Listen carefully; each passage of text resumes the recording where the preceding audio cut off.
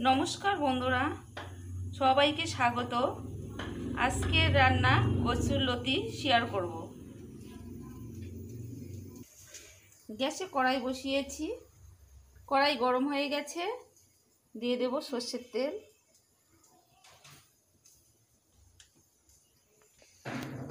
ফোড়নে দেব গোটা জিরে, দিয়ে দেব কোচানো পেঁয়াজ। কচুরলতিতে বেশি পেঁয়াজ দিলে বেশি টেস্ট হয়, তাই আমি বেশি পেঁয়াজ দিয়েছি।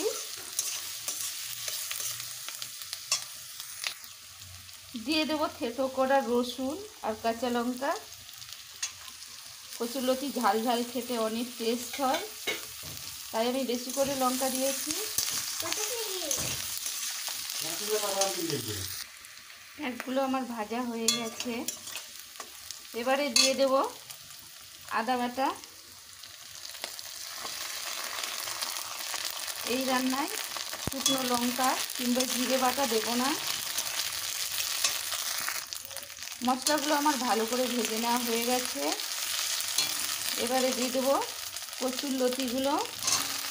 আমি ভাবিয়ে নিইনি, ভাবিয়ে নিলে টেস্টটা একটু কমে যায়।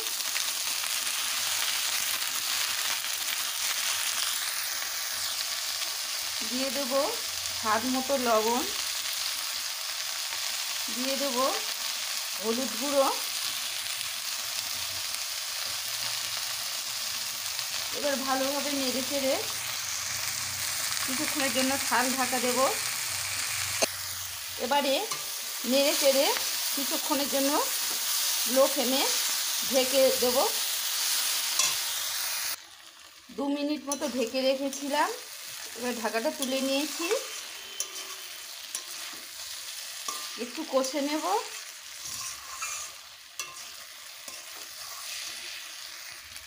কচুরলতিটাকে সামান্য পরিমাণ জল দেব, দিয়ে 1 মিনিটের জন্য ঢেকে রাখবো। 1 মিনিট পর ফিরে এলাম। এবার দেখুন কচুরলতিটা আমার হয়ে গেছে।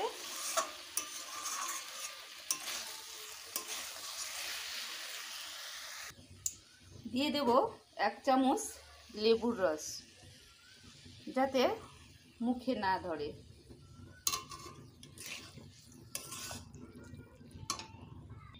এবারে আমার কচুরলতিটা হয়ে গেছে, নামিয়ে নেব।